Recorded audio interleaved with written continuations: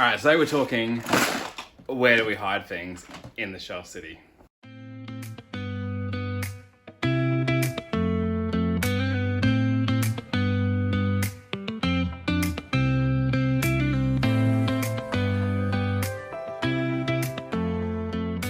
Hey, welcome back to Brick Lake City, and today we are talking about storage options for a Shelf City.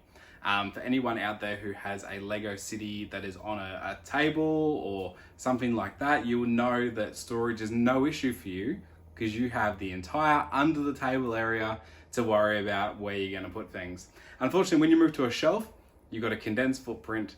You don't have any options other than on the shelf to put your storage. So today we're going to look at what I'm putting my storage in Brick Lake City, or at least in this version of Brick Lake City, because I did used to have all that space under the table, but not anymore. But before we start considering or looking at what I'm using now, there's a couple of questions you need to ask yourself before you go too deep in the storage. And the first one is, what am I going to use it for? Now, that might sound like a no-brainer, like obviously I'm going to put Lego in it. Yeah, 100%, but how do you use your Lego dictates how you use your storage. So I'm not a massive mock builder. I don't build creations or statues or new buildings. I'm typically a set builder, and the spare parts that I have in my collection are to help me bring those sets together and build them into a city. So I use a lot of tiles, I use clear bricks, I use different things to build landscaping and things of that nature. Like, I'm not needing to get a large variety of bricks in a very quick period of time. I'm typically looking for a certain type of brick in a higher volume. So for me, I don't need quick reach to multiple drawers or systems or tubs or whatever. I've never been that type of builder, so I don't know what type of thing they need, but I don't need that. What I need is the ability to just pull out a tray that has a series of tiles in it so I can tile my footpath. I need to pull out a tray that has all my landscaping supplies so I can build my garden beds. I need that type of storage.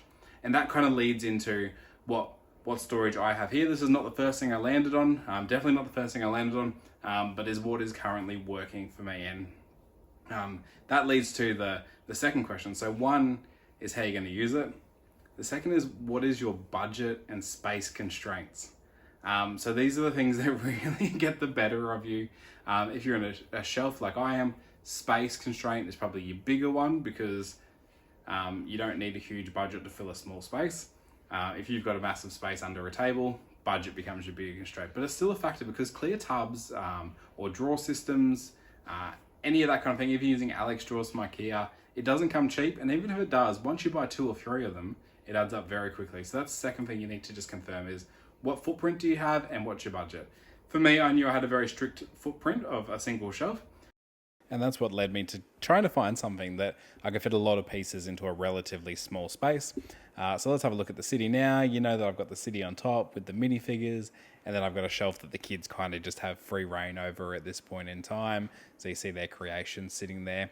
What you haven't seen yet is what sits below this, and these are my storage containers where I keep my spare pieces.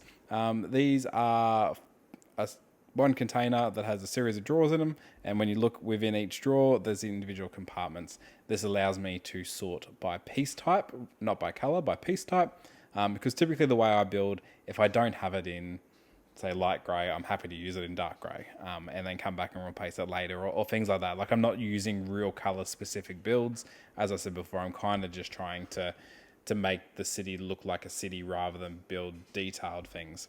So yeah, that's coming together nicely. Down the other end here, I've got my bigger drawers, which is where I keep the bigger pieces, obviously the bricks, the 2x2s, the 4x4s, the bigger plates are in here as well, like those 8x8 plates I mentioned.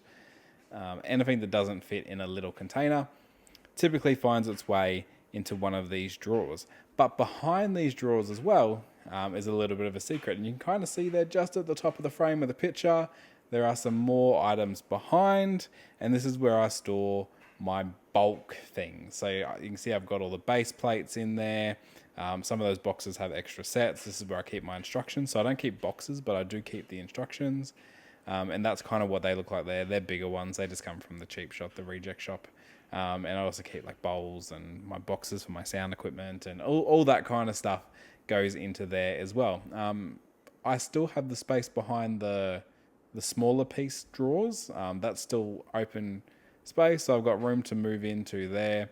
But yeah, this works for me because I'm never going to build things on this bottom shelf. I'm getting too old to bend that low regularly, so it's nice just to have them there ready when I need them. So I've kind of alluded to it, but like, answering the question, does it work for me? 100% it works for me. So if I'm standing here building and I need tiles, I can immediately, you can lose me for a bit, I can leave, that's not my tile box, but pull up a bunch, I'm done, finish, put it back in. It's quick, it's easy.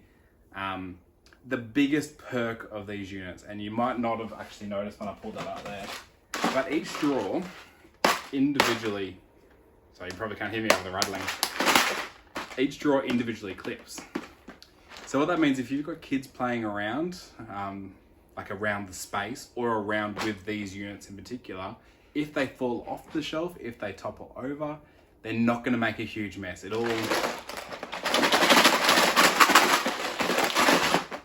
all stays put. It all stays in its individual section. So for me, like you've seen the kids shelf there, 100% that is one of the biggest sellers for me on these type of units. So that just about wraps this video up for this week. I guess as I've gone through the process, the big things I've kind of learned along the way is, one, I need to understand how I want to use my bricks, and that informs the type of storage that I need. Second one is I need to know how much I'm willing to spend, which if you followed me for a while, you know is not much, because Lego is always super expensive, but the smallest amount possible. And the third one is what's your footprint, which for me was that bottom shelf. So in terms of expanding my storage now, I've still got the bottom shelf under the current completed city. There's still some space behind there. And where I've got my minifigures as well, there's some space behind that as well that I can put some things in as well. So you get creative. You've got to, when you've got a small kind of footprint to work with, you've got to be very creative where you put things. But yeah, as I mentioned before, definitely keen to see what you're using. Definitely keen to understand if you've got any tips for me of how I could do that better. But this works for me. It's something that I can access readily. It's something that I can keep clean, which is not something that I take for granted by any means as well. So definitely works in this situation. Might not work for you, but I'd love to hear more about your situation in the comments. If you do like this video, don't forget to like and subscribe, and hopefully I will have another one out for you next week. But thanks for watching.